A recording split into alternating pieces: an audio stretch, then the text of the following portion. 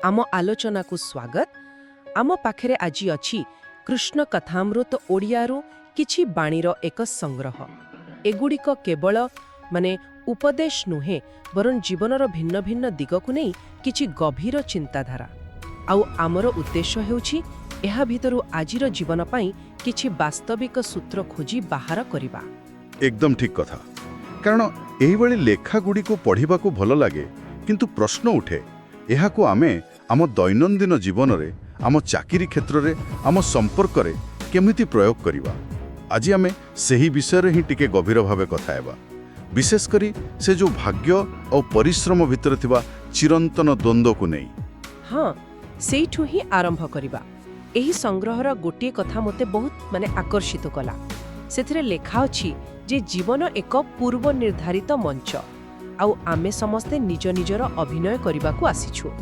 एकथा सुनिले मनरे प्रश्न आसे, जदि सबु किछि आगुरु लेखा सरिछि तेबे आमर ए चेष्टा बा परिश्रमर मूल्य कोन? यह एक स्वाभाविक प्रश्न, किंतु एठी ही माने पुरुषार्थर प्रकृत अर्थ लुचि रहिछि। देखंतु, संकलन रे महाभारतर उदाहरण दिया जाइछि। अर्जुनंक विजय केवल तांको गांडीवर शक्ति जोग होई नथिला, तांको भाग्यरे श्रीकृष्णंक परि जणे मार्गदर्शक थिले। किंतु गोटे कथा भाबंतु, जदि कृष्णंक कथा शुणी अर्जुन गांडीव उठाई नथान्ते तेबे कौन होइथांता? कौन विजय संभव होइथांता? भाग्य आपनकु सुजोग देई पारे, किंतु सेही सुजोग को कामरे लगाइबा हेउछि पुरुषार्थ। अच्छा, तेबे पुरुषार्थर अर्थ केवल कठिन परिश्रम नुहे? आदौ नुहे। एठी पुरुषार्थर अर्थ हेउछि सचेतन आउ उद्देश्यमूलक कर्म। गोटे उदाहरण नियंतु।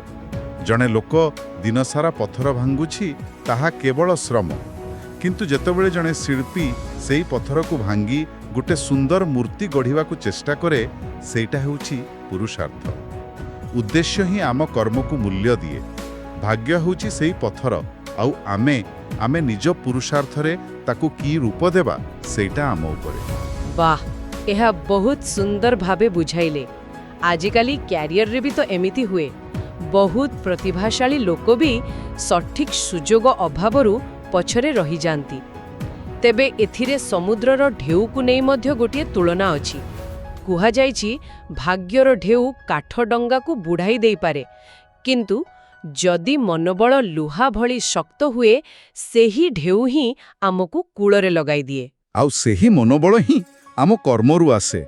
जेतेबेले आमे जानि थाउ जे आमे आमर 100% देइछु, सेतेबेले परिस्थिति जेते भी खराब हेउ, भितरु गोटिए शक्ति मिले। सेथिपाई तो कुहा जाइछि भल कर्म करि चलिले ईश्वरंकर महिमारे सबु किछि बदली जाए। सत्य केबे नष्ट हुएनी। तेणु मिछ मायामोह पछरे न जाई निज कर्तव्य करि चलिले सेही कर्म ही भाग्यर नुआ अध्याय लिखिबो। आउ एही कर्मर सबुठु बड़ परीक्षा तो आम संपर्क भितरे ही हुए, नुए कि? जोठी आमर प्रतिटी कथा ओ काम आउ जनकर जीवन को सीधासळख प्रभावित करे। संग्रहर परवर्ती अंश एही जटिल विषय उपरे ही अछि। गोटिए जगारे लेखा अछि, पूर्वे घर कंचा थिला किंतु संपर्करे सचोटता थिला। आजि घर पक्का हेले संपर्क काच परी भंगुर। इहा आजिर समयर एक बड़ विडंबना। आमे बाह्य सौंदर्य आउ सुविधा पछरे एते व्यस्त जे संपर्कर मूलद्वा जहा कि विश्वास ताको ही अणदेखा करूछु। सेथिपाई विश्वास को एक दर्पण सह तुलना करा जाइछि। थरे फाट सृष्टि हेले आपण ताकू जेते जोड़िबा को चेष्टा कले भी से दाग रही जाए। आउ सबुठु आश्चर्यर कथा कोन जानंती, जेउ माने निजे विश्वासघातकता करंती सेमाने ही अन्य मानकर विश्वासर परीक्षा बेसी नियंती। किंतु सबुबेले कोन संपर्क भांगिबा पछरे बेईमानी थाए? मोते गोटिए कथा बहुत भावविहळ कला। सेथिरे लेखा थिला, केबे केबे संपर्क छिन्न हेबा पछरे परिवारर दायित्व ही मुख्य कारण होइथाए। लोके बाध्य होई निज प्रियजनक ठारू दूरेई जांती। हाँ, यह एक बहुत संवेदनशील दिग। आमे सबुबेले जिनिस को कला धलारे देखिबा को चेष्टा करू, किंतु जीवनर अनेक निष्पत्ति परिस्थितिर चापरे निया जाई थाए। यह आमको सिखाए ଯେ କୌଣସି ସିଦ୍ଧାନ୍ତରେ ପହଞ୍ଚିବା ପୂର୍ବରୁ ଆମେ ଅନ୍ୟ ପକ୍ଷର ବାଧ୍ୟବାଧକତାକୁ ବୁଝିବାକୁ ଚେଷ୍ଟା କରିବା ଉଚିତ। ସମ୍ପର୍କ କେବଳ ଭାବନାରେ ନୁହେଁ, ବାସ୍ତବତାର ଭୂମିରେ ତିଷ୍ଠି ରହେ। ଆଉ ସେହି ବାସ୍ତବତାର ଏକ ବଡ଼ ଅଂଶ ହେଉଛନ୍ତି ଆମ ଘରର ବୟୋଜ୍ୟେଷ୍ଠ। ବାପା ମାଙ୍କୁ ନେଇ ଏଥିରେ ଏକ ସୁନ୍ଦର ଉପମା ଅଛି ଯାହା ମୋ ହୃଦୟକୁ ଛୁଇଁଗଲା। କୁହାଯାଇଛି ଘରେ ବୃଦ୍ଧ ବାପା ମାଙ୍କ ସ୍ଥାନ ଖାଦ୍ୟରେ ଲୁଣ ଭଳି। ତାଙ୍କ ଉପସ୍ଥିତି ହୁଏତ ସବୁବେଳେ ଜଣାପଡ଼େନି, କିନ୍ତୁ ତାଙ୍କ ବିନା ଘରର ସବୁ ସୁଖ ସ୍ୱାଦହୀନ ଲାଗେ। ବହୁତ ଗଭୀର କଥା। ବହୁତ। ଲୁଣ ଅଧିକ ହେଲେ ବି ଚଳେନି, କମ୍ ହେଲେ ବି ଚଳେନି। ସେମିତି ହିଁ ଘରେ ଗୁରୁଜନଙ୍କର ଶୃଙ୍ଖଳା ଓ ସ୍ନେହର ସନ୍ତୁଳନ ଦରକାର। କିନ୍ତୁ ଆଜିର ସମ୍ପର୍କଗୁଡ଼ିକ ଏତେ ବ୍ୟବସାୟିକ ହୋଇଯାଇଛି ଯେ ଏହି ସୂକ୍ଷ୍ମ ଭାବନାଗୁଡ଼ିକ ହଜିଯାଉଛି। ଏହି ସଂଗ୍ରହରେ ଗୋଟିଏ ଧାଡ଼ି ଅଛି, କିଛି ଲୋକଙ୍କ ହୃଦୟରେ ଭାବନା ବଦଳରେ ଗୋଟେ କ୍ୟାଲକୁଲେଟର ଥାଏ। ସେମାନେ କାହା ସହ ମିଶିବା ପୂର୍ବରୁ ଲାଭ କ୍ଷତିର ହିସାବ କରିସାରିଥାନ୍ତି। ଏହା ତ ଆଜିକାଲିର ନେଟୱାର୍କିଂ ସଂସ୍କୃତିର ସଠିକ୍ ଚିତ୍ର। ଲୋକେ ସେତେବେଳେ ହିଁ ମନେ ପକାନ୍ତି ଯେତେବେଳେ କିଛି କାମ ଥାଏ। ଏଭଳି ପରିସ୍ଥିତିରେ ନିଜ ଆତ୍ମସମ୍ମାନକୁ ବଞ୍ଚାଇ ରଖିବା ବହୁତ ବଡ଼ ଚ୍ୟାଲେଞ୍ଜ। କିନ୍ତୁ ଆତ୍ମସମ୍ମାନ ଆଉ ଅହଙ୍କାର ଭିତରେ ଥିବା ପାର୍ଥକ୍ୟ ବହୁତ ସୂକ୍ଷ୍ମ। ହଁ, ଆଉ ଏହି ପାର୍ଥକ୍ୟକୁ ବୁଝାଇବା ପାଇଁ ରାବଣର ଉଦାହରଣ ଦିଆଯାଇଛି, ଯାହା ବେଶ୍ ଚମତ୍କାର। ରାବଣ ନିଜ ଶକ୍ତିରେ ପୁରା କୈଳାସ ପର୍ବତକୁ ଉଠାଇ ଦେଇଥିଲା। ଏହା ଥିଲା ତାର ସାମର୍ଥ୍ୟ।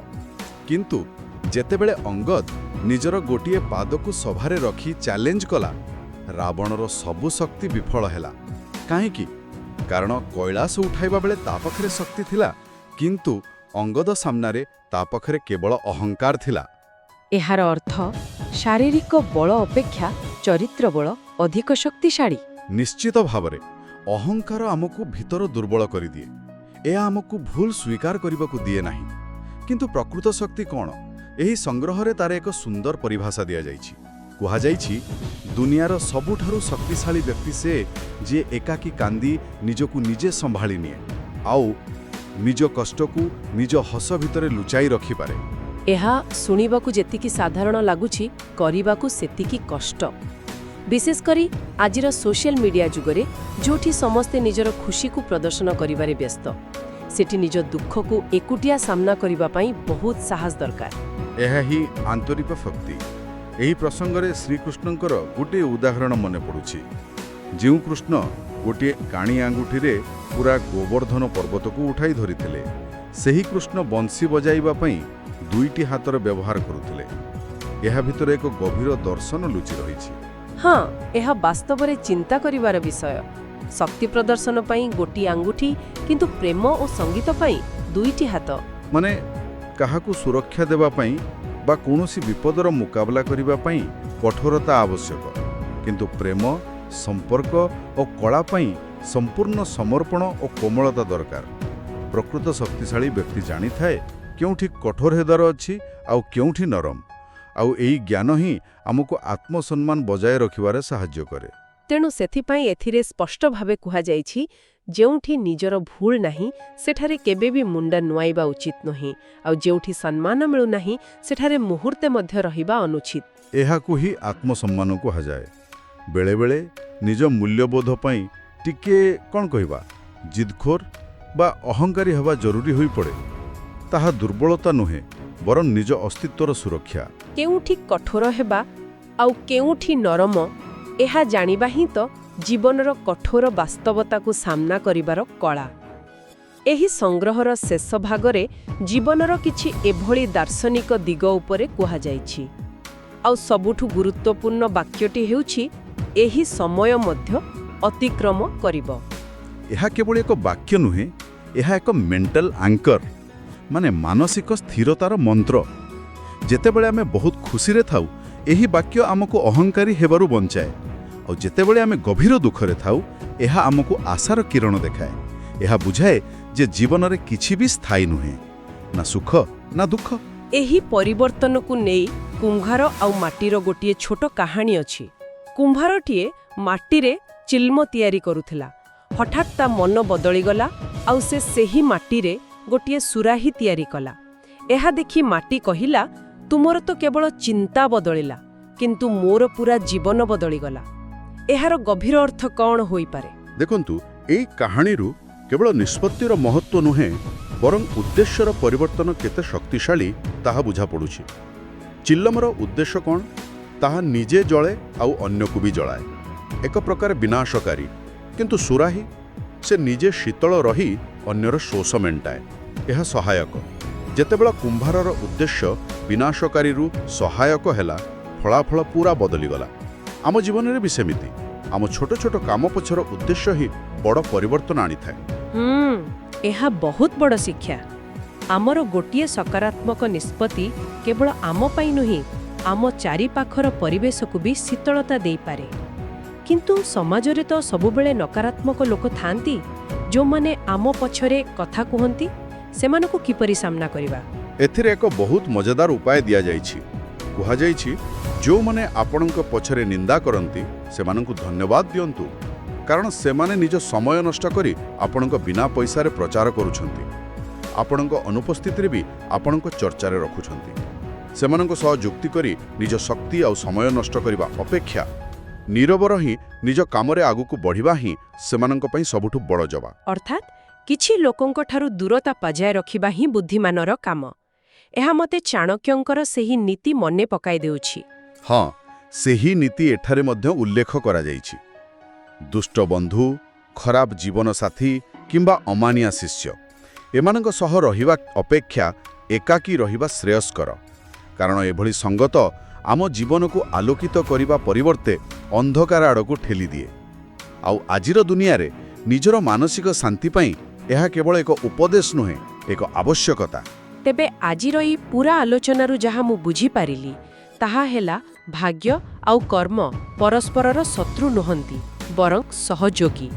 ଭାଗ୍ୟ ଆମକୁ ଏକ ଖେଳ ପଡ଼ିଆ ଦେଇପାରେ, କିନ୍ତୁ ସେହି ପଡ଼ିଆରେ କିପରି ଖେଳିବା ତାହା ଆମ କର୍ମ ହିଁ ସ୍ଥିର କରେ। ଏକଦମ। ଆଉ ସେଇ ଖେଳରେ ଆମ ସମ୍ପର୍କ, ଆମ ଆତ୍ମସମ୍ମାନ ଏବଂ ପରିସ୍ଥିତିକୁ ସାମ୍ନା କରିବାର କ୍ଷମତା, ଏସବୁର ବହୁତ ବଡ଼ ଭୂମିକା ରହିଛି। ଏହି ସମସ୍ତ ଶିକ୍ଷା କେବଳ ଦାର୍ଶନିକ ଜ୍ଞାନ ନୁହେଁ, ବରଂ ମାନସିକ ସ୍ତରରେ ନିଜକୁ ଶକ୍ତିଶାଳୀ କରିବାର ଏକ ଉପକରଣ। ଏହା ଆମକୁ ଶିଖାଏ ଯେ କିପରି ନିଜ ଭିତରର ଶକ୍ତିକୁ ଚିହ୍ନି ଜୀବନର ପ୍ରତିଟି ପରିସ୍ଥିତିକୁ ସାମ୍ନା କରାଯାଏ। ଏହି ଆଲୋଚନାକୁ ଶେଷ କରିବା ପୂର୍ବରୁ ଏହି ସଂଗ୍ରହରୁ ଗୋଟିଏ ଶେଷ ପ୍ରଶ୍ନ ମୁଁ ସମସ୍ତଙ୍କ ପାଇଁ ଛାଡ଼ିଯିବାକୁ ଚାହୁଁଛି। ସେଥିରେ ଲେଖା ଅଛି, ଆମେ ଚାଲିଗଲା ପରେ ଦୁନିଆରେ କେବଳ ଆମର ଶବ୍ଦ ରହିଯାଏ। ଟିକେ ଚିନ୍ତା କରନ୍ତୁ, ଯଦି ଲୋକେ ଆମକୁ କେବଳ ଆମେ କହିଥିବା ଶେଷ 5ଟି କଥାବାର୍ତ୍ତା ଦ୍ୱାରା ମନେ ରଖନ୍ତେ, ତେବେ ଆମର ପରିଚୟ କ'ଣ ହୁଅନ୍ତା?